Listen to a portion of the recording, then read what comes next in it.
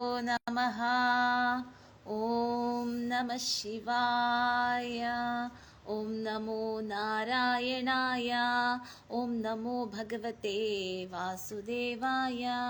ഹരേ കൃഷ്ണ കൃഷ്ണ കൃഷ്ണ ഹരേ ഹരേ, ഹരേ രാമ രാമ രാമ ഹരേ ഹരേ.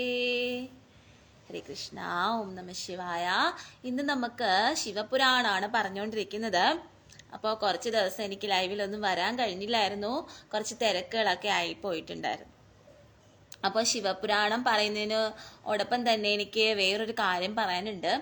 Shri M എന്ന് പറഞ്ഞിട്ട് ഒരു പ്രശസ്തനായിട്ടുള്ള ഒരു സന്യാസി വര്യനാണ്, ഒരു യോഗിയാണ്, യോഗിക് പവറൊക്കെ ഉള്ള ശ്രീ എം എന്ന് പറഞ്ഞിട്ടുള്ള ഒരു യോഗിയുണ്ട്.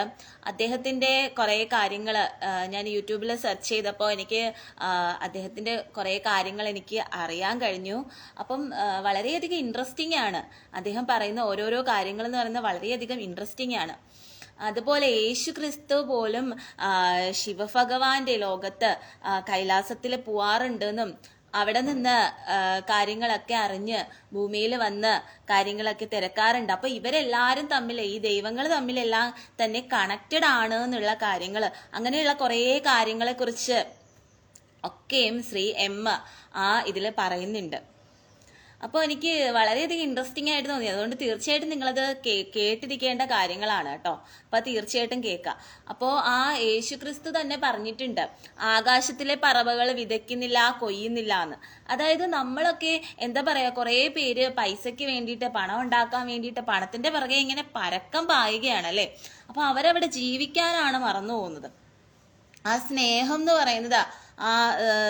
എന്ന് പറയുന്നത് നമ്മുടെ ഈ ലോകത്ത് ഇല്ലാതായിക്കൊണ്ടിരിക്കുകയാണ്. എല്ലാവരും എപ്പോഴും എന്താണ്, സ്നേഹത്തിന് പുറകെ അല്ല, എല്ലാവരും പണത്തിന് പുറകെയാണ് ഓടിക്കൊണ്ടിരിക്കുന്നത്. അല്ലാതെ കുടുംബത്തിൽ ആ ഒരു സ്നേഹം കൊണ്ടുവരണം അങ്ങനെ ഒരു ഇതൊന്നും അല്ല. എല്ലാവരും സ്വാർത്ഥരായിക്കൊണ്ടിരിക്കുന്ന ഒരു കാലഘട്ടത്തിലൂടെയാണ് നമ്മൾ കടന്നു പോയിക്കൊണ്ടിരിക്കുന്നത്. അപ്പോൾ എല്ലായിടത്തും എന്ത് നമുക്ക് ഉണ്ടെന്ന് പറഞ്ഞു കഴിഞ്ഞാലും ശരി തന്നെയാണ്, സ്നേഹം ഇല്ലാന്നുണ്ടെങ്കിൽ അത് എന്തുണ്ടെന്ന് പറഞ്ഞിട്ട് അതിനൊരു അർത്ഥം ഇല്ല എന്നുള്ളതാണ്. അത് നിങ്ങൾ മനസ്സിലാക്കുക എന്നുള്ളതാണ്. അപ്പം അതുകൊണ്ട് എല്ലാവരും പരസ്പരം സ്നേഹിക്കുക, സഹായിക്കുക, സഹായ മനോഭാവവും ഉണ്ടാവണം. അതുപോലെ തന്നെ ബൈബിളിൽ പറഞ്ഞിട്ടുള്ള വേറൊരു വചനമാണ് തെറ്റ് ചെയ്തവൻ കല്ലെറിയട്ടെ എന്നുള്ളത്. അപ്പോൾ ഒരുപാട് പേര് കുറ്റപ്പെടുത്തുന്നുണ്ട്, പക്ഷെ അവരുടെ സ്വന്തം തെറ്റുകൾ അവർ ഓർക്കുന്നില്ല. അപ്പോൾ ഒരു തെറ്റ് ചെയ്തിട്ടുള്ള ആളാണെങ്കിൽ അയാൾക്ക് മറ്റൊരാളെ കുറ്റം പറയാനുള്ള അവകാശമില്ല അല്ലേ. അപ്പം അതുകൊണ്ട് നമ്മളെല്ലാം ചിന്തിക്കേണ്ട കാര്യമാണ്. ഓരോ കാര്യങ്ങൾ നമ്മൾ അറിയുമ്പോഴും ഓരോരുത്തരെ കുറ്റപ്പെടുത്തുമ്പോഴും നമ്മൾ അറിയേണ്ട കാര്യം, നമ്മുടെ ഭാഗത്ത് എന്തെങ്കിലും തെറ്റുണ്ടോ എന്നുള്ളതും കൂടെ നമ്മൾ പരിശോധിക്കാം. അതിനുശേഷം വേണം നമ്മൾ മറ്റൊരാളെ പറയാനായിട്ട് വേണ്ടിയിട്ടുള്ളത് കേട്ടോ. അപ്പം അതും കൂടെ സൂക്ഷിക്കുക എന്നുള്ളതാണ്. അപ്പം അതുകൊണ്ട് ഒരുപാട് കണക്റ്റഡ് ആണ് നമ്മുടെ, സത്യം പറഞ്ഞു കഴിഞ്ഞാൽ നമ്മുടെ ഈ യേശുക്രിസ്തു ഒക്കെ തന്നെ എന്ന് പറഞ്ഞു കഴിഞ്ഞാൽ ഈ യോഗിക്ക് ഇതെല്ലാം ചെയ്യും, മെഡിറ്റേഷൻസ് ഒക്കെ ചെയ്യുന്നുണ്ട്. ഭഗവാനിലായിട്ട് അത്രയും, ഭഗവാന്റെ ദൈവപുത്രൻ എന്നാണ് പറയുക. അപ്പം അത്രയും എല്ലാം തമ്മിൽ കണക്റ്റഡ് ആണ്, അത് മനസ്സിലാക്കുക എന്നുള്ളതാണ്. അപ്പം ഈ പറയുന്ന അള്ളാഹു ആയാലും യേശുക്രിസ്തു ആയാലും അതുപോലെ ശ്രീകൃഷ്ണനായാലും ശിവഭഗവാനായാലും എല്ലാം പരസ്പരം കണക്റ്റഡ് ആണ് എന്നുള്ളതാണ്. അതാണ് നമ്മൾ മനസ്സിലാക്കേണ്ടത്. പക്ഷെ ഈ പറയുന്ന പർപ്പസ് നിങ്ങൾ നോക്കിയാൽ മനസ്സിലാക്കും.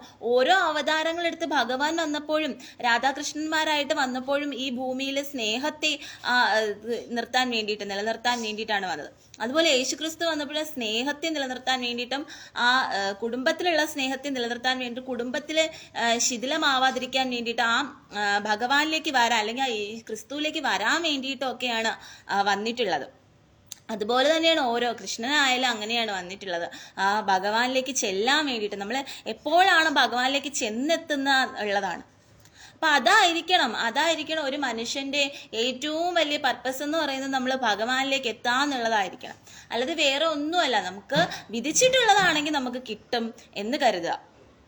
അത് തന്നെയാണ് ബൈബിളിലും പറയുന്നത്, ആകാശത്തിലെ പറവുകൾ വിതയ്ക്കുന്നില്ല, കൊയ്യുന്നില്ല എന്ന് പറയുന്ന കാര്യം ഇതാണ്.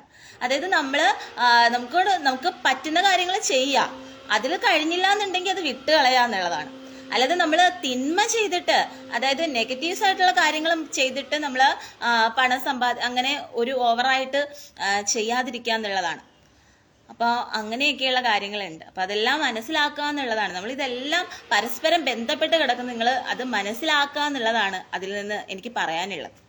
അപ്പം ഇന്ന് നമുക്ക് ശിവപുരാണത്തിൻ്റെ അധ്യായം ഭാഗം 16 പറയാനുള്ളത്. പാർവതിയോടുള്ള ശിവന്റെ പരീക്ഷണം, അതാണ് പറയാനുള്ളത്.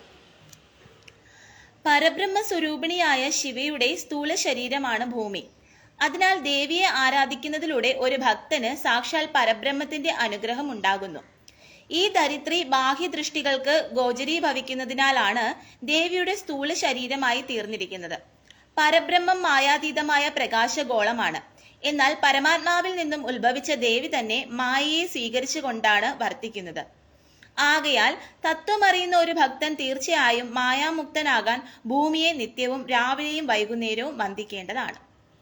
അപ്പോൾ ആ ദേവി തന്നെയാണ്, ഈ ദേവിയുടെ ശരീരമാണ് ഈ ഭൂമി എന്ന് പറയുന്നത്, ഈ പ്രപഞ്ചം എന്ന് പറയുന്നത് ആ ദേവിയുടെ ശരീരമാണ് എന്നാണ് പറയുന്നത്.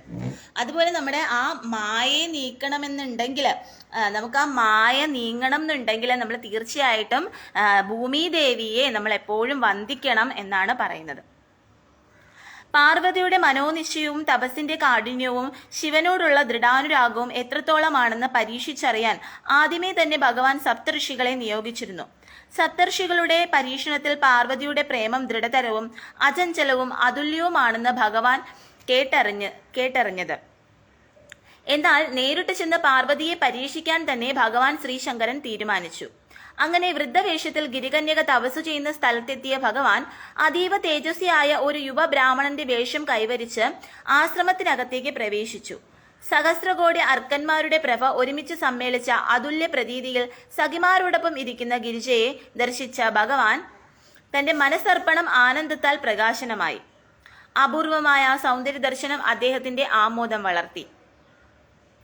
തന്റെ പർണശാലയിലേക്ക് കയറി വന്ന ബ്രഹ്മചാരിയെ കണ്ട ദേവി ഭയഭക്തി ബഹുമാനങ്ങളോടെ എഴുന്നേറ്റ് തൊഴുകൈയോടെ നിലകൊണ്ടു. ശിവ ശിവ എന്ന പവിത്രനാമം ഉരുക്കഴിച്ചുകൊണ്ട് പൂജാദ്രവ്യങ്ങൾ എടുത്ത് യുവ ബ്രാഹ്മണനെ സ്വീകരിച്ചിരുത്തി പൂജിച്ചു. അങ്ങനെ ഭഗവാൻ എന്ത് ചെയ്യണ, പാർവതി ദേവിയെ പരീക്ഷിക്കാൻ വേണ്ടിയിട്ട് ദേവി തപസ് ചെയ്യുന്ന അവിടേക്ക് പോവുകയാണ്. എന്നിട്ട് ഒരു ബ്രാഹ്മണന്റെ വേഷം ധരിച്ചിട്ട് അവിടെ എത്തുകയാണ്. അപ്പോൾ ദേവി കണ്ട ഉടനെ തന്നെ ഭഗവാനെ വണങ്ങുകയാണ്. എന്നിട്ട് ശിവ ശിവ എന്ന് പറഞ്ഞിട്ട് ഭഗവാനെ വണങ്ങിയിട്ട് ബ്രാഹ്മണ വേഷത്തിൽ വന്ന ശിവഭഗവാനെ വണങ്ങിയിട്ട് അവിടെ ആചരിച്ച് ഇരുത്തുകയാണ്. മുഗ്ധലാവണ്യ തഴപ്പിൽ അതീവ ശോഭയോടെ വിലസുന്ന കോമളാംഗിയിൽ സംപ്രീതനായ ഭഗവാൻ സ്നേഹപൂർവ്വം കുശലങ്ങൾ ആരാഞ്ഞു. ഗിരിജ ഭക്തിയോടും വിനയാന്വിതയായും അദ്ദേഹത്തോട് ചോദിച്ചു. അപ്പം ദേവിയുടെ ആ സൗന്ദര്യം എന്ന് പറയുന്നത് അത്രയ്ക്കും ഉത്കൃഷ്ടമാണ്. അപ്പൊ ആ സൗന്ദര്യം കണ്ടിട്ട് അതില് മതിമറന്നിട്ട് ഭഗവാൻ ദേവിയോട് ചോദിക്കുകയാണ്. അപ്പം ദേവിയോട് ഭഗവാൻ സ്നേഹപൂർവ്വം കുശലങ്ങൾ ആരാഞ്ഞു.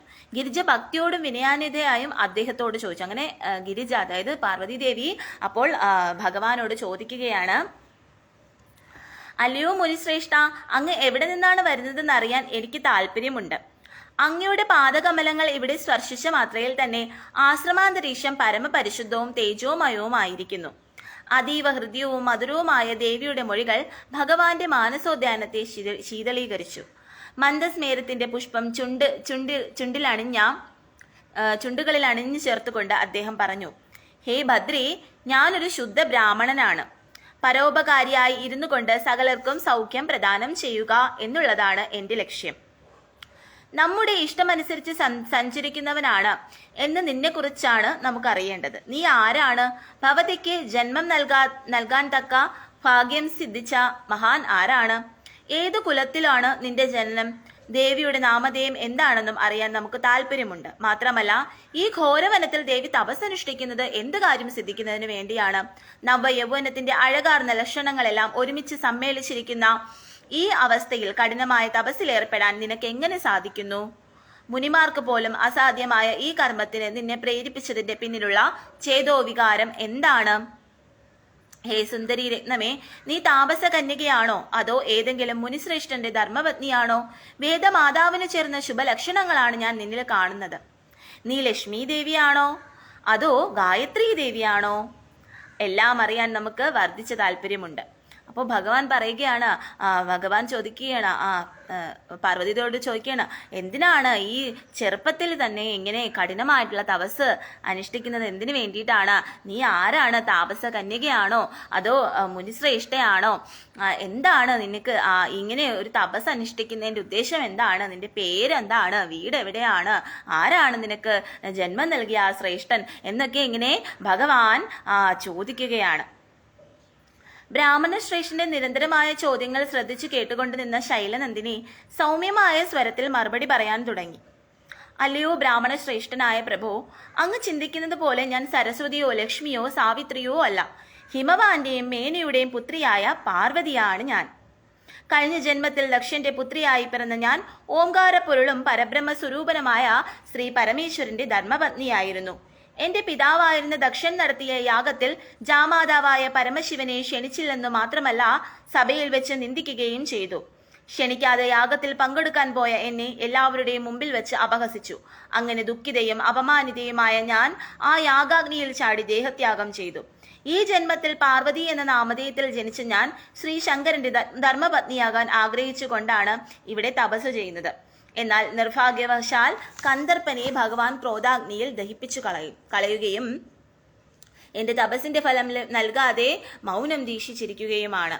ഭഗവാൻ എന്നിൽ പ്രസന്നനാകുന്നില്ല. അതിനാൽ അഗ്നിപ്രവേശം ചെയ്യാൻ ഞാൻ തീരുമാനിച്ചിരിക്കുമ്പോഴാണ് ഇനിയും ശ്രീ രുദ്രദേവൻ എന്നിൽ പ്രസാദിച്ച് എന്നെ പാണിഗ്രഹണം ചെയ്യാൻ തയ്യാറായില്ലെങ്കിൽ ഞാൻ ഉടനെ അഗ്നിയിൽ ചാടി പ്രാണൻ ത്യജിക്കുക തന്നെ ചെയ്യും. പക്ഷേ ഞാൻ എന്റെ ആഗ്രഹം ഉപേക്ഷിക്കുന്ന പ്രശ്നമേയില്ല.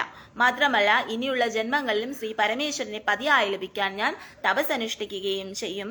ഇത് സത്യം, സത്യം, സത്യം. അങ്ങനെ ദേവി പറയുകയാണ്, ഞാൻ കഴിഞ്ഞ ജന്മത്തില് സതീദേവി ആയിരുന്നു, ശ്രീ പരമേശ്വരന്റെ പത്നിയായിരുന്നു. പക്ഷേ എൻ്റെ പിതാവായ ദക്ഷൻ യാഗത്തിന് വിളിക്കുകയും അങ്ങനെ അവിടെ നടന്ന സംഭവങ്ങളൊക്കെ ദേവി പറയുകയാണ്. അങ്ങനെ ഞാൻ ദേഹത്യാഗം ചെയ്തു. അതിനുശേഷം ഞാൻ എൻ്റെ ശിവഭഗവാനെ കിട്ടാൻ വേണ്ടിയിട്ടാണ് ഈ കഠിന തപസ് അനുഷ്ഠിക്കുന്നത്. എൻ്റെ 2ാം ജന്മമാണിത്. അപ്പോൾ അതില് ഭഗവാനെ കിട്ടാൻ വേണ്ടിയിട്ടാണ്, ഭർത്താവായി ലഭിക്കാൻ വേണ്ടിയിട്ടാണ് ഞാൻ ഈ കഠിന തപസ് അനുഷ്ഠിക്കുന്നത്. ഇനിയും എന്റെ ഭഗവാൻ എന്റെ മുന്നിൽ പ്രത്യക്ഷപ്പെട്ടില്ല എന്നുണ്ടെങ്കിൽ ഞാൻ ഈ അഗ്നിയിൽ ചാടി എന്റെ ദേഹം ത്യാഗം ചെയ്യുന്നതാണ് എന്ന് പറയുകയാണ്. ഇങ്ങനെ ദൃഢപ്രതിജ്ഞ കൈക്കൊണ്ട ദേവി പാർവതി അഗ്നിയിൽ പ്രവേശിച്ചു. ബ്രാഹ്മണൻ തന്റെ കഴിവുകളെല്ലാം പ്രയോഗിച്ച് ദേവിയെ പിന്തിരിപ്പിക്കാൻ ശ്രമിച്ചുവെങ്കിലും അതൊന്നും ഫലപ്രദമായില്ല. അങ്ങനെ ദേവി എന്ത് ചെയ്യുകയാണ്? ക്രോധാഗ്നിയിലേക്ക്, അഗ്നിയിലേക്ക് ദേവി എന്ത് ചെയ്യുകയാണ്? പ്രവേശിക്കുകയാണ്. പക്ഷെ ആ ബ്രാഹ്മണൻ ദേവിയെ തടയുന്നുണ്ട്. എന്നാൽ പോലും ദേവി അതിൽ നിന്ന് പിന്മാറുന്നില്ല. അഗ്നിയിൽ പ്രവേശിച്ച ഗിരിജ അതീവ തേജസ്വിനിയായി കാണപ്പെട്ടു. എന്നാൽ തപസ്സിന്റെ ഉദാത്തമായ പ്രഭാവത്താൽ അഗ്നിദേവൻ ദേവിയെ സ്പർശിച്ചതേയില്ല. മാത്രമല്ല, ദേവി നഭോമണ്ഡലത്തിലേക്ക് ഉയരുവാൻ തുടങ്ങി. ഇത് കൊണ്ടിരുന്ന ബ്രാഹ്മണന്റെ അധരങ്ങളിൽ നിലവിളക്കിന്റെ പ്രഭയെ വെല്ലുന്ന വിധത്തിലുള്ള ദിവ്യമായ മന്ദഹാസം വിടർന്നു. ആ മന്ദഹാസം നിഗൂഢമായ ഒരു അദ്വൈത ദർശനം വെളിപ്പെടുത്താൻ പര്യാപ്തമായിരുന്നു. ആ താപസൻ ദേവിയോട് പറഞ്ഞു, ഹേ പർവ്വതനന്ദിനി, നിന്റെ തപോബല പ്രഭാവം അപാരമായതിനാലാണ് അഗ്നിദേവൻ നിന്നെ ദഹിപ്പിക്കാത്തത്. ഇത്രത്തോളം ശക്തി നീ കൈവരിച്ചിട്ടും ആഗ്രഹിച്ച ഫലം ലഭിക്കാത്തത് എന്തുകൊണ്ടാണ് നമുക്ക് മനസ്സിലാക്കാൻ കഴിയുന്നില്ല. എന്തായാലും നിന്റെ ആഗ്രഹം എന്താണെന്ന് തുറന്നു പറഞ്ഞാൽ കൊള്ളാം.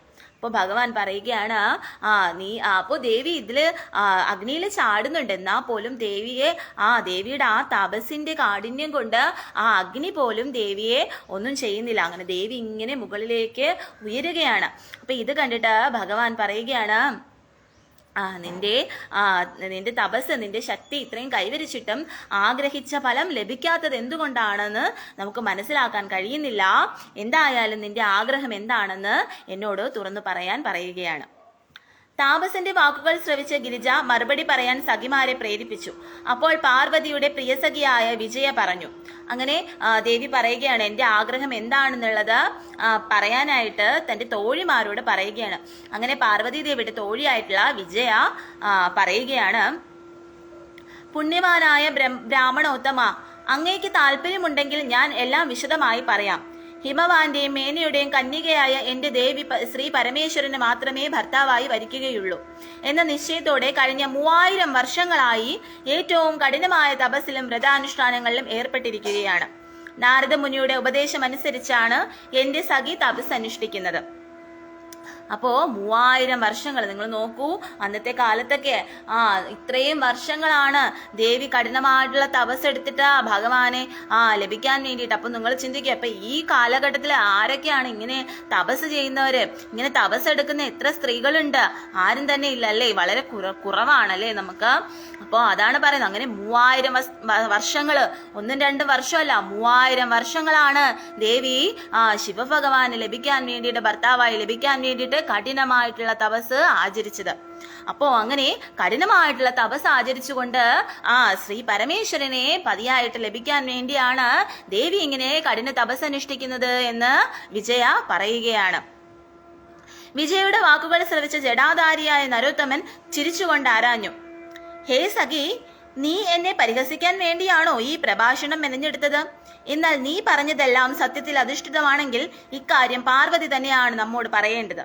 പാർവതി പറഞ്ഞു, അങ്ങനെ നീ പറഞ്ഞത് ശരിയാണോ? ഇത് ഞാൻ വിശ്വസിക്കില്ല, അത് അറിയണമെന്നുണ്ടെങ്കിൽ പാർവതി തന്നെ പറയണമെന്ന് പറയണം. അങ്ങനെ പാർവതി ദേവി പറയുകയാണ്, ഹേ പരമയോഗിയായി വർത്തിക്കുന്ന യോഗിൻ, എന്റെ സഖിയുടെ വാക്കുകൾ പൂർണ്ണമായും സത്യത്തിൽ അധിഷ്ഠിതമാണ്.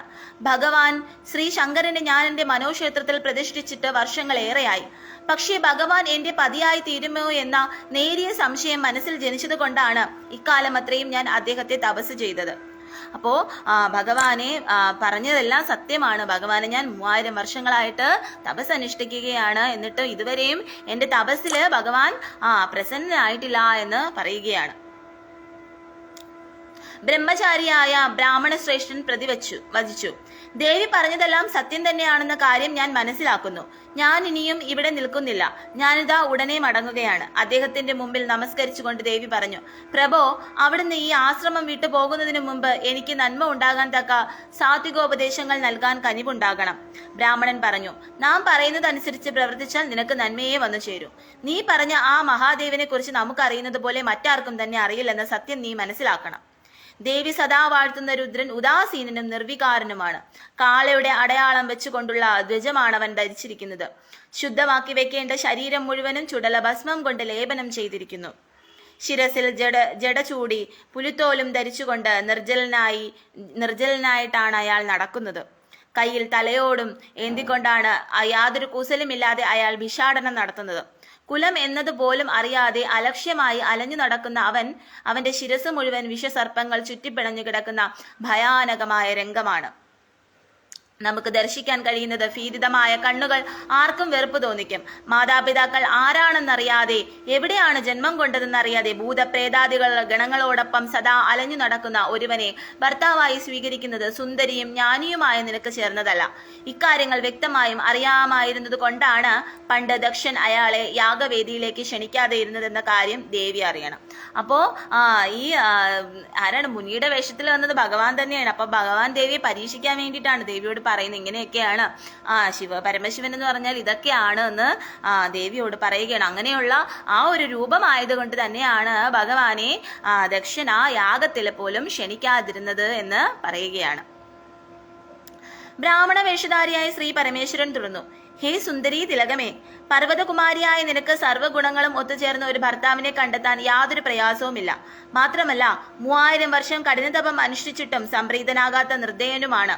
സൂര്യപ്രകാശത്തെ വിടിഞ്ഞ് നുറുങ്ങുവെട്ടം മാത്രം പ്രദാനം ചെയ്യുന്ന മിന്നാമിനുങ്ങിന്റെ പിന്നാലെ പോകുന്നത് പോലെയുള്ള ഒരു രീതിയാണ് ദേവി ഇപ്പോൾ സ്വീകരിച്ചിരിക്കുന്നത്.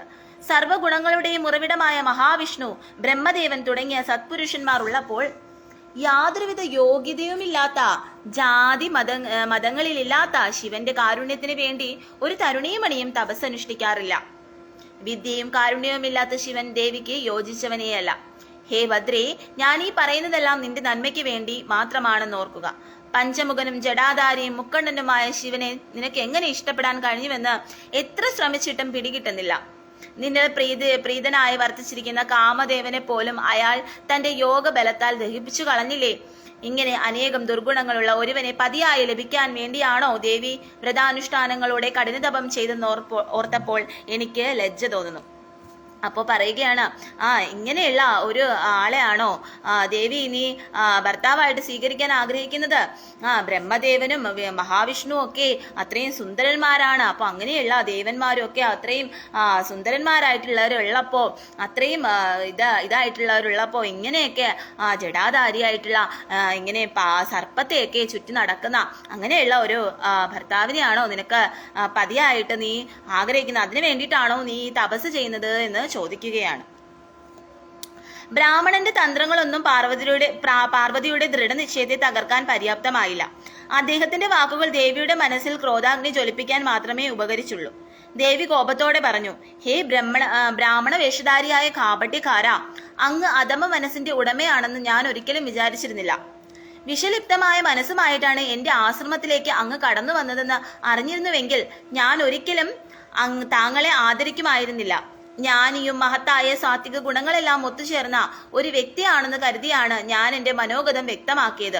എന്റെ പൂജനീയനായ സ്വാമിയെക്കുറിച്ച് പറഞ്ഞതെല്ലാം എനിക്ക് നന്നായിട്ടറിയാം. എന്നാൽ അതെല്ലാം സത്യവിരുദ്ധമാണ്. സ്വന്തം ലീലാശക്തിയുടെ പ്രേരണ എന്നോണം ചിലപ്പോൾ അദ്ദേഹത്തെ വിചിത്ര വേഷത്തിലും രൂപത്തിലും സഞ്ചരിക്കാറുണ്ട്. എന്നാൽ അദ്ദേഹം സാക്ഷാൽ പരബ്രഹ്മ സ്വരൂപനും പരമാത്മാവുമാണെന്ന സത്യം നിങ്ങൾ മനസ്സിലാക്കാനുള്ള ശക്തി നിങ്ങൾക്കില്ല. എന്തിനാണ് ഒരു ബ്രഹ്മചാരിയുടെ വേഷം ധരിച്ച് സാത്വിക മാർഗത്തിൽ ചരിക്കുന്നവരെ പാപത്തിന്റെ മാർഗത്തിലേക്ക് തിരിച്ചുവിടുന്നത്? നിർഗുണ ബ്രഹ്മമായിരിക്കുന്ന പരമാത്മാവിന് ജാതി ഉണ്ടാകുന്നത് എങ്ങനെയാണ്? ദേവിയുടെ ക്രോധം നിമിഷന്തോറും അധികരിച്ചു കൊണ്ടിരുന്നു. ബ്രാഹ്മണനെ ദഹിപ്പിക്കും വിധത്തിലുള്ള ഉഗ്രമായ നോട്ടത്തോടെ ഗിരിനന്ദിനി തുടർന്നു. അങ്ങനെ ദേവി പറയുകയാണ്, നിങ്ങൾക്ക് എങ്ങനെയാണിത് പറയാൻ കഴിഞ്ഞത്? നിങ്ങളൊരു വലിയൊരു മുനിശ്രേഷ്ഠനല്ലേ? അങ്ങനെയുള്ള മുനിശ്രേഷ്ഠനായി നിങ്ങൾക്ക് എങ്ങനെയാണ് ശ്രീ പരമേശ്വരനെ കുറിച്ച് ഇങ്ങനെയൊക്കെ പറയാൻ കഴിഞ്ഞതെന്ന് പറഞ്ഞിട്ട് ദേവി വളരെയധികം കോപാകുലയാകുകയാണ്. അപ്പോ ഭഗവാൻ അങ്ങനെ പല വേഷങ്ങളും ധരിക്കാറുണ്ട്. സുന്ദര വേഷവും ധരിക്കാറുണ്ട്, അതുപോലെ തന്നെ ഇങ്ങനെയുള്ള വേഷവും ധരിക്കാറുണ്ട്. അത് ഭഗവാന്റെ ഇഷ്ടമാണ്. നല്ല നേർവഴിക്ക് പോകുന്നവരെ തെറ്റായ വഴിയിലേക്ക് നിങ്ങൾ നയിച്ചു കൊണ്ടുപോകാൻ വേണ്ടിയിട്ടാണോ ഇങ്ങനെയൊക്കെ പറയുന്നത് എന്ന് പറഞ്ഞ ദേവി അതിക്രോധയാവുകയാണ്. അങ്ങനെ ദേവിയുടെ ക്രോധം കൂടി വരികയാണ്. എന്നിട്ട് വീണ്ടും ദേവി പറയുകയാണ്, സൃഷ്ടിയുടെ ആരംഭത്തോടെ സകല വേദങ്ങളും ഉച്ചാസ്വരൂപത്തിൽ വിഷ്ണുദേവന് പകർന്നു കൊടുത്തത് സാക്ഷാൽ പരബ്രഹ്മം തന്നെയായ മഹേശ്വരനാണ് സത്യം നിങ്ങൾ അറിഞ്ഞിരിക്കില്ല. അദ്ദേഹത്തിന് മുകളിൽ മറ്റൊരു ശക്തിയുമില്ലെന്ന അലംഘനീയമായ സത്യം ശാശ്വതമായി നിലനിൽക്കുമ്പോഴും നിങ്ങൾ കാര്യഗൗരവം അറിയാതെ ആ കാരുണ്യത്തിന്റെ മഹാസാഗരമായ എന്റെ പ്രാണപ്രിയനെ കുറിച്ച് സത്യവിരുദ്ധമായ പ്രസ്താവനകൾ നടത്താൻ എങ്ങനെ ധൈര്യപ്പെട്ടു? നിങ്ങൾ പറഞ്ഞതുപോലെ അദ്ദേഹം സ്വന്തം ശരീരത്തിൽ ചുടലഭസ്മം ലേപനം ചെയ്യുന്നുവെന്നത് സത്യം തന്നെ. എന്നാൽ അത് അശുദ്ധമാണെങ്കിൽ ആ ചിന്മയ ശരീരത്തിൽ നിന്നും വീഴുന്ന ഭസ്മം ശിരസിൽ ധരിച്ച് ധന്യരാകാൻ വേണ്ടി ദേവന്മാർ എന്തിന് കാത്തു നിൽക്കുന്നു? അപ്പോ ദേവി ചോദിക്കുകയാണ്, ചുടലഭസ്മം തന്റെ ഭർത്താവാകാൻ പോകുന്ന പരമേശ്വരൻ ചുടലഭസ്മം ധരിക്കുന്നുള്ള സത്യം തന്നെയാണ്. എന്നാൽ ആ ചുടലഭസ്മം തറയിൽ വീഴുമ്പോൾ ആ ചുടലഭസ്മം എടുത്തുകൊണ്ട് അത് തങ്ങളുടെ നെറ്റിയിൽ പൂശുവാൻ വേണ്ടിയിട്ട് ദേവന്മാർ എന്തിനാണ് കാത്തു നിൽക്കുന്നത്? തങ്ങളുടെ പാപം പോവാൻ വേണ്ടിയിട്ടല്ലേ അവർ കാത്തു നിൽക്കുന്നത്? അത്രയ്ക്കും പവിത്രമാണ് ആ ചുടലഭസ്മം എന്നുള്ളത് മനസ്സിലാക്കി കൊടുക്കുകയാണ് ദേവി ഇവിടെ. അതുപോലെ തന്നെ ഈ അതായത് മറ്റെല്ലാം ദേവന്മാരെ എല്ലാ കാര്യങ്ങളും തിരഞ്ഞെടുത്തപ്പോൾ ഭഗവാൻ തിരഞ്ഞെടുത്തത് എന്ത് വഴിയാണ്? ഇങ്ങനെയുള്ള ശ്മശാനത്തിൽ പോയിട്ട് ഈ ഭൂതപ്രേതാദികളെല്ലാം അടക്കുന്നത് ആ ഭൂതപ്രേതാദികളെല്ലാം സംരക്ഷിക്കുന്നത്, ഇതിനുള്ള ചുമതലയാണ് ആരും ഏറ്റെടുക്കാത്ത ആ ഒരു ചുമതലയാണ് ശിവഭഗവാൻ ഏറ്റെടുത്തത്. അപ്പൊ നോക്കൂ, ഭഗവാന്റെ മഹത്വം എത്ര വലുതാണെന്നുള്ളത് നിങ്ങൾ മനസ്സിലാക്കൂ. അവരുടെ സകല പുണ്യങ്ങളും നശിച്ച് പാപികളായി തീരുന്നതാണ്. അതായത് അവരെന്താണ്, സദാശിവനെ നിന്ദിക്കുന്നവർ ആരായി കഴിഞ്ഞാലും ശരി തന്നെ, ആരാണോ സദാശിവനെ നിന്ദിക്കുന്നത് അവരുടെ സകല പുണ്യങ്ങളും നശിച്ചിട്ട് എന്തായി തീരുന്നതാണ്? പാപികളായിട്ട് തീരുന്നതായിരിക്കും.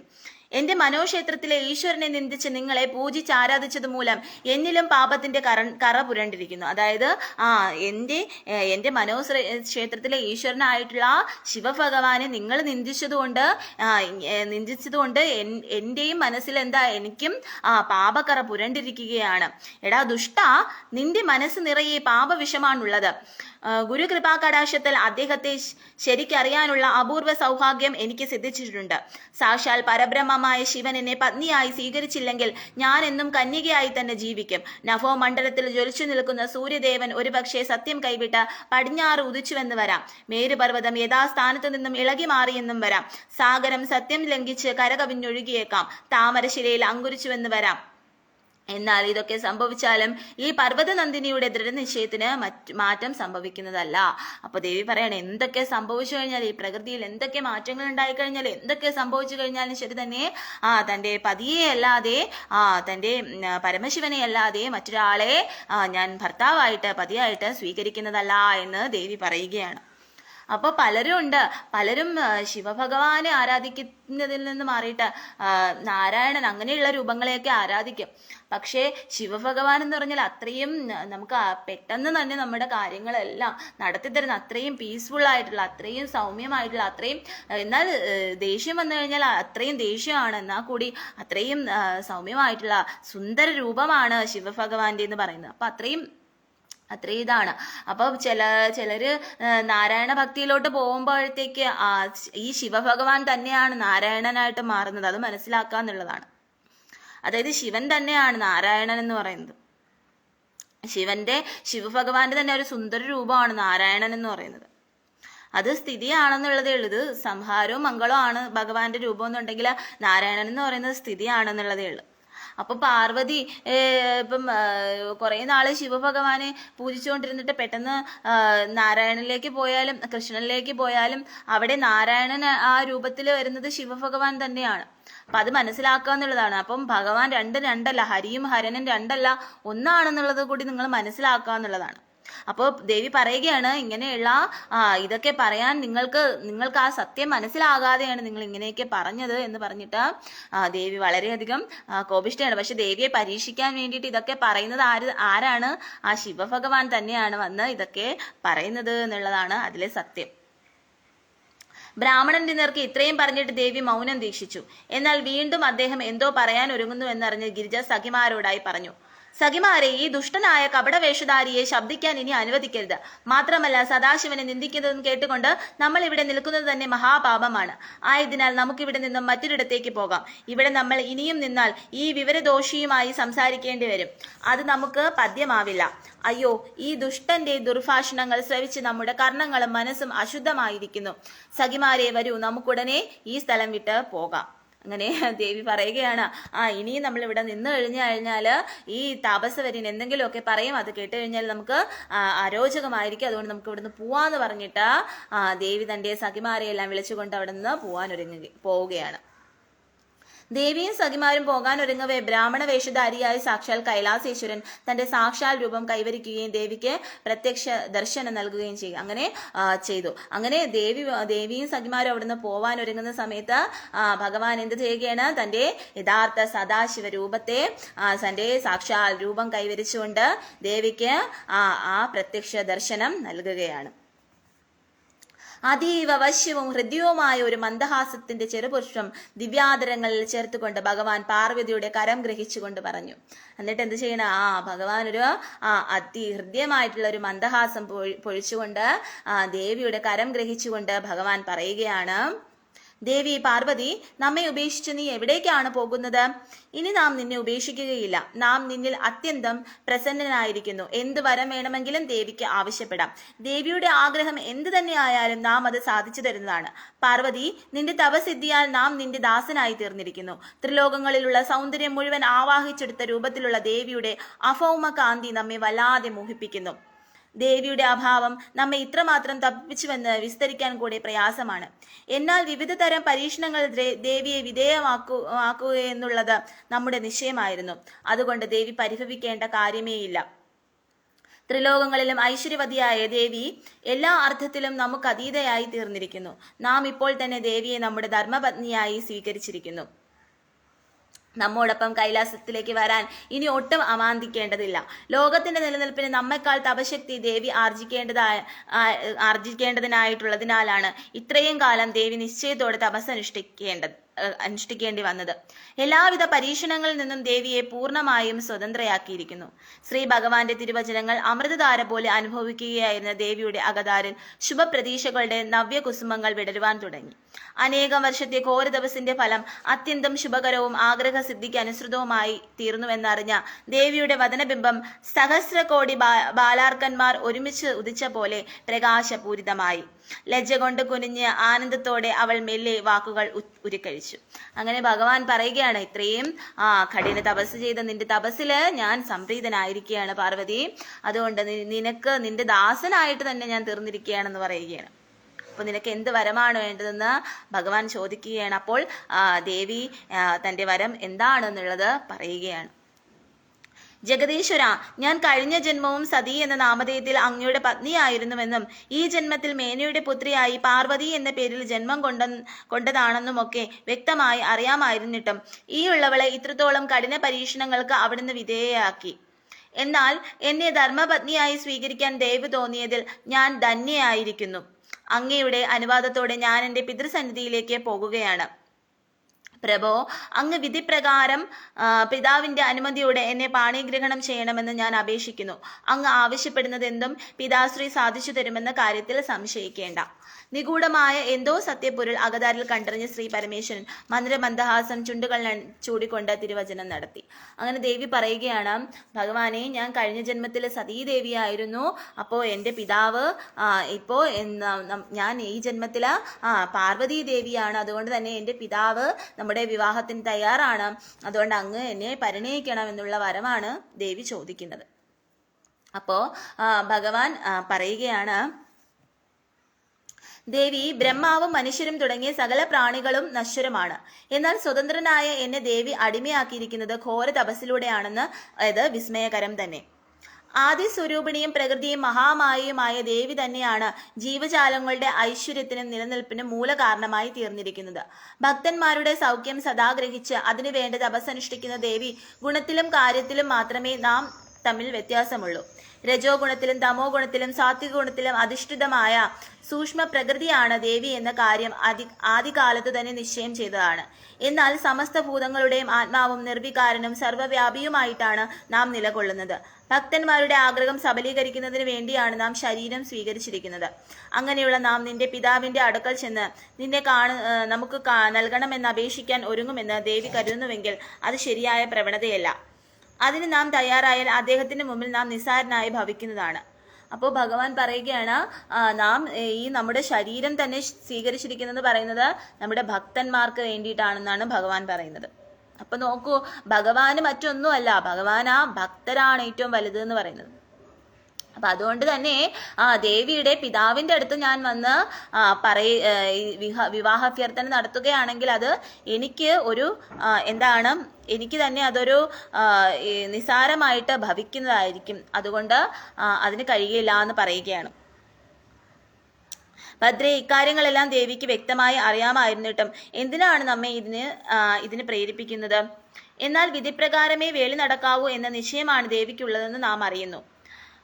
മാത്രമല്ല, പിതാശ്രീയുടെ അനുഗ്രഹത്തോടും പൂർണ്ണവും സന്തോഷപ്രദവുമായ അനുമതിയോടും കൂടി മാത്രമേ നമ്മുടെ പത്നീപദം അലങ്കരിക്കുവാൻ പാടുള്ളൂ എന്ന ദേവിയുടെ തീരുമാനത്തെ അംഗീകരിക്കുന്നതിനാൽ നാം ഹിമവാന്റെ അടുക്കൽ ചെന്ന് വിവാഹാഭ്യർത്ഥന നടത്തുന്നതാണ്. ഹേ മഹേശ്വരി, നിന്റെ ആഗ്രഹം അനുസരിച്ച് തന്നെ പ്രവർത്തിക്കാൻ നാം തീരുമാനിച്ചു കഴിഞ്ഞു. ശിവഭഗവാന്റെ അർത്ഥപൂർണവും കാര്യമാത്ര പ്രസക്തവുമായ തിരുവചനം ശ്രവിച്ച ദേവി പാർവതി മഹേശ്വരനെ ഭക്തിപൂർവ്വം നമസ്കരിച്ചുകൊണ്ട് പറഞ്ഞു, ത്രിലോകങ്ങളിലുമുള്ള ജീവജാലങ്ങളുടെയും അകതാരിൽ സദാ വ്യാജിക്കുന്ന ആത്മാവാണ് അങ്ങ്.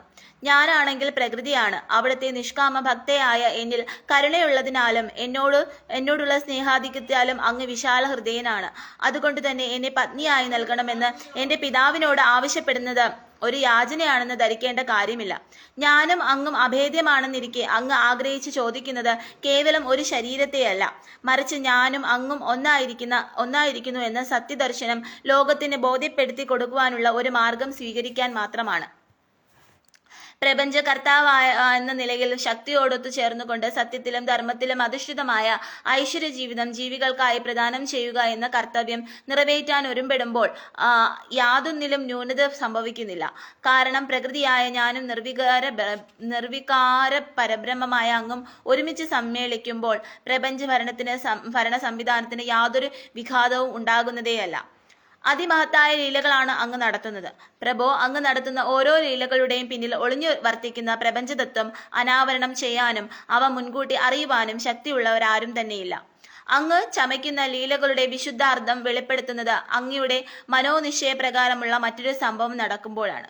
ഇത്രയും പ്രസ്താവിച്ചതിനു ശേഷം ദേവി മൗനം അവലംബിച്ച് ഭക്തിപുരസരം ഭഗവാനെ സ്മരിച്ചുകൊണ്ട് നിലകൊണ്ടു. ആധ്യാത്മിക തത്വങ്ങളുടെ ചെപ്പുകൾ തുറന്ന നിലയിലുള്ള ദേവിയുടെ പ്രഭാഷണം ഭഗവാന്റെ മനതാരിൽ ആനന്ദത്തിന്റെ പനിനീർ പുഷ്പങ്ങൾ വിരിയിക്കുവാൻ പര്യാപ്തമായി. പുഞ്ചിരിയുടെ ഭദ്രദീപം അതരങ്ങൾക്ക് ആഭരണമായി ചേർത്തുകൊണ്ട് ഭഗവാൻ പറഞ്ഞു. അപ്പോ ദേവി പറയുകയാണ്, അങ്ങും ഞാനും തമ്മിൽ ഒന്നിക്കുമ്പോൾ പ്രകൃതിയും പുരുഷനും തമ്മിലാണ് ഒന്നിക്കുന്നത്. അപ്പൊ പ്രകൃതിയും പുരുഷനും തമ്മിൽ ഒന്നിക്കുമ്പോൾ മാത്രമേ ഈ ഭൂമിയിൽ സൃഷ്ടി നടക്കുകയുള്ളൂ, അതിലൂടെ മാത്രമേ മംഗളം നടക്കുകയുള്ളൂ എന്നാണ് പറയുന്നത്. അപ്പൊ ഇത് നമ്മൾ ഓരോരുത്തരും മനസ്സിലാക്കേണ്ട കാര്യമാണ്. അതായത് പല കുടുംബങ്ങളിലും അങ്ങനെയുള്ള പരസ്പര സ്നേഹങ്ങൾ, അങ്ങനെയുള്ള അങ്ങനെയുള്ള ഒരു ഐക്യത, ഇതൊക്കെ വളരെയധികം കുറഞ്ഞു വന്നുകൊണ്ടിരിക്കുന്ന ഒരു സമയത്തിലൂടെയാണ് നമ്മൾ കടന്നുപോയിക്കൊണ്ടിരിക്കുന്നത്. അപ്പൊ അത് മാറേണ്ട കാലം അതിക്രമിച്ചു എന്ന് തന്നെ പറയാം. പക്ഷെ അതൊക്കെ ഇനി പഴയ ആ ഒരു തലത്തിലേക്ക്, അല്ലെങ്കിൽ പണ്ട് കാലത്തുള്ള ആ ഒരു ഇതിലേക്ക് മാറ്റപ്പെടുമോ എന്നുള്ളത് അറിയേയില്ല. കാരണം ഇപ്പം വൈഫായാലും ഇപ്പം ഭാര്യയായാലും ഭർത്താവായാലും ജോലിക്ക് പോവുകയാണ്, അവരവരുടേതായ സ്വാർത്ഥ കാര്യങ്ങൾക്ക് വേണ്ടി പോവുകയാണ്. പിന്നീട് അവർ വൈകുന്നേരം രാത്രി സമയത്തൊക്കെ ആയിരിക്കും തിരിച്ചു വരുന്നത്, അപ്പോഴൊക്കെ ആയിരിക്കും കാണുന്നത് പോലും. അപ്പൊ അങ്ങനെ ആ ഉള്ള ഒരു കുടുംബ ബന്ധങ്ങളെല്ലാം ആ പണ്ടത്തെ ആ സ്നേഹങ്ങളും ആ ഇതുള്ള കുടുംബങ്ങളൊക്കെ വളരെ കുറവാണ്. അതുപോലെ കുട്ടികളായാൽ തന്നെയും എല്ലാം കുട്ടികൾ ഓരോ സ്ഥലത്ത് ട്യൂഷന്, ഭർത്താവ് വേറൊരു സ്ഥലത്ത്, ഭാര്യ ജോലിക്ക്, ഭർത്താവ് ജോലിക്ക്, അങ്ങനെയൊക്കെ ആ ഒരു ഐക്യതയില്ല. ചിലപ്പോൾ കുറെ മാസത്തിലൊരിക്കലായിരിക്കും ചിലപ്പോൾ പുറത്തൊക്കെ ഒരുമിച്ച് പോകണം, ചിലപ്പോൾ അതും കാണില്ല. അങ്ങനെയൊക്കെ കുടുംബ ബന്ധങ്ങൾ തന്നെ ഇപ്പം വളരെയധികം ശിഥിലമായിക്കൊണ്ട്, അല്ലെങ്കിൽ ശിഥിലമായ മീൻസ് വളരെയധികം അകന്ന ഒരു ഇതിലാണ് ഇപ്പോൾ കടന്നുപോയിക്കൊണ്ടിരിക്കുന്നത്. അപ്പൊ അതൊക്കെ മാറണം എന്നുള്ളതാണ്. ആ സ്നേഹം, ഭാര്യ ഭർത്താക്കന്മാർ തമ്മിലുള്ള ആ സ്നേഹ അടുപ്പം ഇതൊക്കെ ഉണ്ടാവണം എന്നാണ് ഇതിൽ പറയുന്നത്. അപ്പൊ അങ്ങനെ ഉണ്ടാവുമ്പോഴാണ്, അങ്ങനെ ആ സ്നേഹം ഉണ്ടാവുമ്പോഴാണ് അവിടെ എന്തുണ്ടാവുന്നത്, ആ പ്രകൃതിയിൽ സന്തോഷം ഉണ്ടാവുന്നത്, ആ പ്രകൃതിക്ക് നല്ലതുണ്ട്. ആ പ്രകൃതി പുരുഷ സംഗമത്തിലൂടെ, ആ സ്നേഹത്തിലൂടെയാണ് നമുക്ക് നന്മ ഉണ്ടാവുന്നത് എന്നാണ് ഇവിടെ പറയുന്നത്. ദേവിയുടെ പ്രഭാഷണം വളരെ ഗംഭീരമായിരിക്കുന്നു. നമുക്കിപ്പോൾ ദേവിയോടുള്ള സ്നേഹം വർദ്ധിച്ചിരിക്കുന്നു. ദർശനങ്ങളുടെ അകക്കാമ്പ് കണ്ടറിഞ്ഞുകൊണ്ടുള്ള ദേവിയുടെ തത്വവിസ്താരം നമുക്ക് പീയൂഷ തുല്യമായിട്ടാണ് അനുഭവപ്പെടുന്നത്. ശരി, ദേവിക്ക് എല്ലാവിധ ഐശ്വര്യങ്ങളും ഉണ്ടാകട്ടെ. ദേവിയെ അനുഗ്രഹിച്ചതിന് ശേഷം ശ്രീ പരമേശ്വരൻ അന്തർദാനം ചെയ്തു. കൈലാസത്തിലെത്തിയ ഭഗവാൻ നന്ദി തുടങ്ങിയ ഗണങ്ങളോട് നടന്ന സംഭവങ്ങൾ വിവരിച്ചു. ഭഗവാന്റെ നിശ്ചയത്തെ കുറിച്ചറിഞ്ഞ ശിവപാർഷദന്മാർ സന്തോഷ സമേതരായി നൃത്തം ചെയ്തു. അങ്ങനെ ഭഗവാൻ മഹേശ്വരിയുടെ സ്മരണയിൽ മുഴുകി. അങ്ങനെ ഭഗവാൻ എന്ത് ചെയ്യാണ്, പാർവതി ദേവിക്ക് അനുഗ്രഹമൊക്കെ കൊടുത്തിട്ട് കൈലാസത്തിലേക്ക് പോവുകയാണ്. എന്നിട്ട് കൈലാസത്തിൽ പോയിട്ട് അവിടെ ചെന്ന് നന്ദിയോടും തൻ്റെ ഭൂതഗണങ്ങളോടും ഒക്കെ ഈ കാര്യം പറയുകയാണ്. അങ്ങനെ സന്തോഷിക്കുകയാണ്. ഇതാണ് ഭാഗം 16. ഇനി അടുത്തത് ഭാഗം 17 സദാശിവന്റെ വിവാഹാഭ്യർത്ഥനയാണ്. അത് നമുക്ക് അടുത്ത ക്ലാസ്സിൽ പറയാം. ഹര ഹര മഹാദേവ. സർവം ശ്രീ മഹാദേവാർപ്പണമസ്തു. സർവം ശ്രീ രാധാകൃഷ്ണാർപ്പണമസ്തു. സർവം ശ്രീ ഉമാമഹേശ്വരാർപ്പണമസ്തു. ഹര ഹര മഹാദേവ. ശംഭോ മഹാദേവ. ഇനി ആരൊക്കെയാ വന്നിട്ടുള്ളത് നോക്കാട്ടോ. ഇന്ന് കുറച്ച് പേര് വന്നിട്ടുണ്ട്. ബിപിൻ കൃഷ്ണ, NR അലുമിനിയം, ആസം, കുഞ്ഞി, സനൽ, ബാലകൃഷ്ണൻ, അനു, ക്രൈസി ഐക്കില്ലർ, ഹരിത, വേലുപുല, രേഷു, അബു, സജീന, രഞ്ജിനി, അർജുൻ, ദീപ്, വിശാഖ്, നന്ദന, സുജിൻ VS, സൗഫീഖ്, അരുൺ,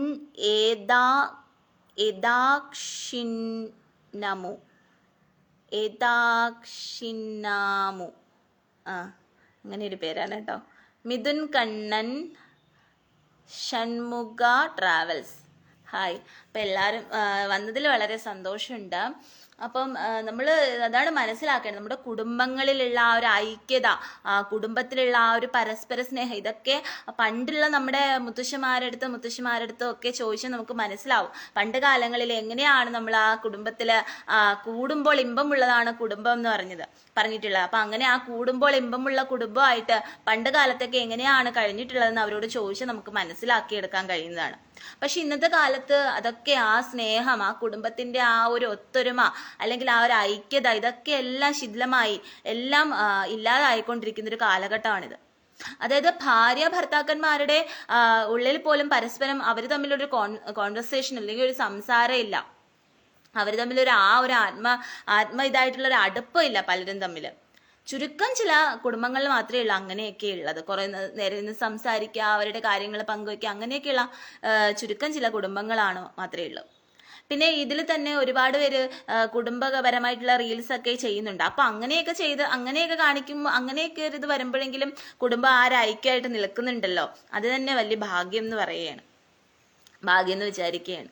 അപ്പൊ കുടുംബത്തിൽ ആ ഒരു നമ്മുടെ ഭാര്യ ഭർത്താക്കന്മാർ തമ്മിലായാലും ആ ഒരു സ്നേഹം കൊണ്ടുവരിക, ആ ഒരു ആത്മാർത്ഥത, ആ ഒരു എന്താ പറയാ, ആ ഒരു ഐക്യത കൊണ്ടുവരിക, അവർ തമ്മിൽ പരസ്പരം മനസ്സ് തുറന്ന് സംസാരിക്കാൻ കുറച്ച് സമയങ്ങൾ കണ്ടെത്തുക, അങ്ങനെ സ്നേഹം പങ്കുവെക്കുക, ഇതൊക്കെയാണ്. അങ്ങനെയൊക്കെ ആവുമ്പോഴാണ് നമുക്ക് ആ കുടുംബം, അതൊരു കുടുംബം എന്ന് പറയാൻ കഴിയുന്നത്. അതായത് നമ്മുടെ ഈ കാലഘട്ടത്തിൽ സ്നേഹമാണ് ഇല്ലാതായിരിക്കുക, സ്നേഹമാണ് നശിച്ചുകൊണ്ടിരിക്കുന്നത്. നമ്മുടെ ഈ പറയുന്ന പോലെ യേശു ക്രിസ്തു ആയാലും രാധാകൃഷ്ണന്മാരായാലും ശിവപാർവതിമാരായാലും ആരായാലും ഈ ഭൂമിയിൽ ജന്മമെടുത്ത് വന്നത്, അല്ലെങ്കിൽ ഇതെല്ലാം നമുക്ക് ഇതിലൂടെ പറഞ്ഞു തരുന്നത് കാര്യങ്ങളെല്ലാം ആ ഒരു ഉണ്ടായിട്ടുള്ളത് എന്ന് പറയുന്നത് സ്നേഹം. ആ സ്നേഹമാണ് ഇമ്പോർട്ടൻസ്. ആ കുടുംബത്തിലെ ഐക്യത, ഒത്തൊരുമ, ആ പരസ്പരം എല്ലാവരും തമ്മിലുള്ള പരസ്പരമുള്ള സ്നേഹം, സഹായം, കരുണ, അങ്ങനെയുള്ള കാര്യങ്ങൾ അത് മനസ്സിലാക്കി തരാൻ വേണ്ടിയിട്ടാണ് ഈ ദൈവങ്ങളെല്ലാം അവതാരം എടുത്തിട്ടുള്ളത്. അത് മനസ്സിലാക്കി തരാൻ വേണ്ടിയിട്ടാണ് ഇതെല്ലാം ഉണ്ടായിട്ടുള്ളത്. അപ്പൊ അത് മനസ്സിലാക്കുക എന്നുള്ളതാണ്. രാമായണത്തിലാണെങ്കിൽ പോലും ആ ലക്ഷ്മണന്റെ ആ സഹോദര സ്നേഹമാണ്. രാമന്റെ കൂടെ തന്റെ പത്നിയായ സുമിത്രയെ പോലും ഉപേക്ഷിച്ചിട്ട് ശ്രീരാമന്റെ കൂടെ നിന്നു ആ സഹോദരൻ. അപ്പൊ അത് സഹോദര സ്നേഹത്തെ സൂചിപ്പിക്കുന്നത്. അതുപോലെ സീതാരാമന്മാരുടെ ആ സ്നേഹം, അതുപോലെ ലക്ഷ്മി നാരായണന്മാരുടെ, ശിവപാർവതിമാരുടെ, രാധാകൃഷ്ണന്മാരുടെ, രുക്മിണി സത്യഭാമ സമേതനായിട്ടുള്ള കൃഷ്ണൻ. അപ്പം അങ്ങനെ എല്ലാ ആ കുടുംബത്തിൽ ആ സ്നേഹം അത് മനസ്സിലാക്കുക എന്നുള്ളതാണ്. ആ കുടുംബത്തിൽ ആ സ്നേഹം കൊണ്ടുവരാന്നുള്ളതാണ്. നമുക്ക് പല കാര്യങ്ങൾ ഉണ്ടാവും അല്ലേ, ചിലപ്പോൾ ഓഫീസിൽ പോകണം, അല്ലെങ്കിൽ ഓഫീസിന്റെ കാര്യങ്ങൾ ഉണ്ടാവും, ചിലപ്പോൾ ജോലി കഴിഞ്ഞ് വന്നതിന് ശേഷം ആയാലും ചിലപ്പോൾ ഓഫീസിലെ കാര്യങ്ങളുണ്ടാവും, അങ്ങനെ പല കാര്യങ്ങളുണ്ടാവും. പക്ഷെ നമ്മൾ അതൊക്കെ കുറച്ച് ഒന്ന് ഇതാക്കിയിട്ട് ഒരു കുറച്ച് ദിവസങ്ങൾ ഇടവിട്ട് ഇടയ്ക്കെങ്കിലും ഒക്കെ ഇരുന്ന് ആ ഭാര്യയോട് സംസാരിക്കുക, അതുപോലെ തന്നെ തിരിച്ച് ഭർത്താവിനോടായാലും സംസാരിക്കുക, സ്നേഹമായിട്ട് പെരുമാറുക, ഭാര്യ ആയാലും തിരിച്ച് സ്നേഹമായിട്ട് പെരുമാറുക, അങ്ങനെയൊക്കെയുള്ളതാണ്. ചിലര് ഭർത്താവ് സ്നേഹമായിട്ട് വന്നാലും ദേഷ്യപ്പെട്ടുകൊണ്ട് അല്ലെങ്കിൽ സംസാരിക്കാതെ പോണ ഭാര്യമാരുണ്ട്. അതുപോലെ തന്നെ തിരിച്ചും ഭാര്യമാര് സ്നേഹമായിട്ട് സംസാരിച്ചുകൊണ്ട് വന്നാലും അത് കേൾക്കാതെ പോകുന്ന ഭർത്താക്കന്മാരും ഉണ്ട് അല്ലെ. അപ്പൊ അങ്ങനെ നമ്മുടെ കുടുംബത്തിൽ തന്നെ ആ ഒരു ഐക്യത വളരെയധികം കുറഞ്ഞു വരികയാണ്. അതുകൊണ്ട് തന്നെ ഇപ്പൊ ഫോണൊക്കെ വന്നതുകൊണ്ട് തന്നെ ഇപ്പൊ ഫോണിൽ കൂടെ തന്നെ പലരെയും വിളിക്കും, വേറെ കൂട്ടുകാരെ വിളിച്ച് സംസാരിക്കും. കാരണം അവിടെ ഭർത്താവ് ഫോണും കൊണ്ട് ഒരു സ്ഥലത്ത് ഒരു മൂലക്കായിരിക്കും, ഭാര്യ ഫോണും കൊണ്ട് മറ്റൊരു മൂലക്കായിരിക്കും, അതുപോലെ കുട്ടി ഫോണും കൊണ്ട് വേറെ മൂലക്കായിരിക്കും. അതാണ് ഇപ്പം നടന്നുകൊണ്ടിരിക്കുന്നത്. പിന്നെ ഇതിനിടയിൽ വയസ്സായവരുണ്ടെങ്കിൽ പാവം അവരെവിടെയെങ്കിലും TV കണ്ടോണ്ടിരിക്കുകയായിരിക്കും, അല്ലെങ്കിൽ അവര് വേറെ എന്തെങ്കിലും ജോലിയിലായിരിക്കും. അപ്പൊ ഇങ്ങനെയാണ് ആ കുടുംബം പോയിക്കൊണ്ട്. ആ കുടുംബത്തിൽ ആ ഒരു ഐക്യതയില്ല. അതുപോലെ തന്നെ കുടുംബത്തിലെ മക്കളെ അച്ഛനമ്മമാരോട് സംസാരിക്കാറില്ല ചിലപ്പോ. അങ്ങനെയുള്ള കുടുംബങ്ങളുണ്ട്. അവർക്ക് വേണ്ട കാര്യങ്ങൾ ചെയ്തു കൊടുക്കില്ല, അല്ലെങ്കിൽ അവരോട് ചെന്ന് അമ്മയ്ക്ക് എന്താ വേണ്ട, അമ്മയ്ക്ക് കാല് വയ്യേ, അല്ലെ എണ്ണ ഇട്ട് തരണോ, അല്ലെങ്കിൽ എണ്ണ വേണോ, അല്ലെങ്കിൽ അച്ഛനോട് ചെന്ന് അങ്ങനെ ചോദിക്കുക. അങ്ങനെയുള്ള ആ ഒരു സ്നേഹങ്ങൾ, ആ ഒരു ഇതൊക്കെ മാറിപ്പോയി. അതൊക്കെ പഴയ തലമുറയാണ്. അതൊക്കെ പഴയ തലമുറയിൽ അങ്ങനെയൊക്കെ ഉണ്ടായിരുന്നു. എല്ലാം അന്വേഷിക്കുന്ന, മനസ്സിലാക്കുന്ന, അല്ലെങ്കിൽ ഭാര്യയോട് ചോദിക്കുന്ന, ഭാര്യ നിനക്ക് എന്താ വേണ്ടത് അങ്ങനെ ചോദിക്കുന്ന അങ്ങനെയുള്ള കാലങ്ങൾ. അതൊക്കെ എന്ന് പറയുന്നത് ഇപ്പം വളരെ വിരളമാണ്. എങ്ങും ആ ഒരു കുടുംബത്തിൽ ആ ഒരു ഐക്യതയും സ്നേഹമൊന്നും ഇല്ല എന്നുള്ളതാണ് പരമമായിട്ടുള്ള സത്യം എന്ന് പറയുന്നത്. അപ്പൊ അതൊക്കെ മാറുക എന്നുള്ളതാണ്. അതൊക്കെ മാറ്റിയിട്ട് നമ്മുടെ കുടുംബത്തിനും കൂടെ വേണ്ടിയിട്ട്, നമ്മുടെ ഭാര്യയ്ക്ക് വേണ്ടിയിട്ട്, അല്ലെങ്കിൽ നമ്മുടെ ഭർത്താവിന് വേണ്ടിയിട്ടും കൂടെ ഒക്കെ കുറച്ച് സമയങ്ങൾ നമ്മൾ കണ്ടെത്തുക എന്നുള്ളത്. നമുക്ക് എല്ലാം വേണം. നമ്മുടെ ഓഫീസ് വേണം, അല്ലെങ്കിൽ നമ്മുടെ ജോലി കാര്യങ്ങൾ വേണം, അല്ലാതെയുള്ള ഓൺലൈൻ കാര്യങ്ങൾ വേണം, അങ്ങനെയുള്ള ഓൺലൈൻ ക്ലാസ്സുകൾ വേണം, അങ്ങനെയുള്ള പല കാര്യങ്ങളും വേണം. എന്നാലും അതിന്റെ കൂടുതൽ നമ്മുടെ ഭർത്താവിനോടും ആ ഒരു സ്നേഹം കൊണ്ടുവരാം, അതേപോലെ ഭാര്യയോടും ആ ഒരു സ്നേഹം കൊണ്ടുവരാന്നുള്ളതാണ്. അത് സംസാരിക്കുക, അവരുടെ കമ്മ്യൂണിക്കേഷൻ നടത്തുക എന്നുള്ളതൊക്കെയാണ്. ആ കമ്മ്യൂണിക്കേഷൻ നടത്തുന്നതിലൂടെ അവര് സ്നേഹമായിട്ട് സംസാരിക്കുന്നതിലൂടെ, കുറച്ചു നേരം ഇരുന്ന് സ്നേഹമായിട്ടൊക്കെ സംസാരിക്കുന്നതിലൂടെയൊക്കെയാണ് അവർക്ക് ആ ഒരു ഐക്യത ഉണ്ടാവുന്നത്, ആ കുടുംബത്തിൽ ആ ഒരു സ്നേഹം ഉണ്ടാവുന്നത്. അപ്പൊ അതിനു വേണ്ടിയിട്ട് എല്ലാവരും ശ്രമിക്കുക എന്നുള്ളതാണ്. അതാണ് വേണ്ടത്. അതാണിപ്പോൾ ഇല്ലാതായിക്കൊണ്ടിരിക്കുന്നത്. അത് വളരെ വിഷമമായിട്ടുള്ളൊരു കാര്യമാണ്. അപ്പോൾ അതുകൊണ്ട് തീർച്ചയായിട്ടും നമ്മളെ കുടുംബത്തിലുള്ളവരെ നമ്മൾ സ്നേഹിക്കുക. നമുക്ക് കുടുംബത്തിലുള്ളവരെ സ്നേഹിക്കുമ്പോഴാണ് നമുക്ക് പുറത്ത് ആയാലും അവർക്ക് ആ സ്നേഹം നമുക്ക് പറഞ്ഞു കൊടുക്കാനും കഴിയുള്ളൂ. അപ്പം അത് മനസ്സിലാക്കുക എന്നുള്ളതാണ്. ഇപ്പോൾ ഒരാൾ നമ്മളോട്, ഇപ്പം ഹസ്ബൻഡ് നമ്മളോട് ദേഷ്യപ്പെട്ട് വന്നാൽ നമ്മളൊന്ന് തണുത്തു കൊടുക്കുക. അതുപോലെ തന്നെ തിരിച്ചും ഇപ്പം വൈഫാണ് ദേഷ്യമുള്ള ആളാണെന്നുണ്ടെങ്കിൽ നമ്മളൊന്ന് കുറച്ച് ക്ഷമിച്ചു കൊടുക്കുക എന്നുള്ളതാണ്. അങ്ങനെയൊക്കെ വരുമ്പോഴേ ആ ലൈഫ് മുന്നോട്ട് പോവുകയുള്ളൂ. അങ്ങനത്തെ അവസ്ഥയിലൂടെയാണ് ഇപ്പം നമ്മൾ കടന്നു പോയിക്കൊണ്ടിരിക്കുന്നത്. അവരോട് നമുക്ക് സ്നേഹമായിട്ട് പെരുമാറുക എന്നുള്ളതാണ്. ഇനി അവർക്ക് സ്നേഹമായിട്ട് അവർക്ക് അതിന് കഴിയുന്നില്ലെന്നുണ്ടെങ്കിൽ നമ്മൾ മാക്സിമം അതിന് വേണ്ടിയിട്ട് ശ്രമിച്ച് നോക്കുക എന്നുള്ളതാണ്. പിന്നെ നമുക്ക് ഭഗവാനോട് പ്രാർത്ഥിക്കുക എന്നുള്ളതാണ്. അപ്പോൾ ഭഗവാനോട് ഞാനും പ്രാർത്ഥിക്കാം, എല്ലാവരും പ്രാർത്ഥിക്കുക. എല്ലാവർക്കും നല്ലത്, എല്ലാം നല്ലവർക്ക് നല്ലത് വരട്ടെ, നല്ലവരായിട്ട് വരാനുള്ളവർ ഇനി നന്മയിലേക്ക് വരട്ടെ എന്ന് പ്രാർത്ഥിച്ചുകൊണ്ട് നിർത്തുകയാണ്. ഹര ഹര മഹാദേവ, ശംഭോ മഹാദേവ.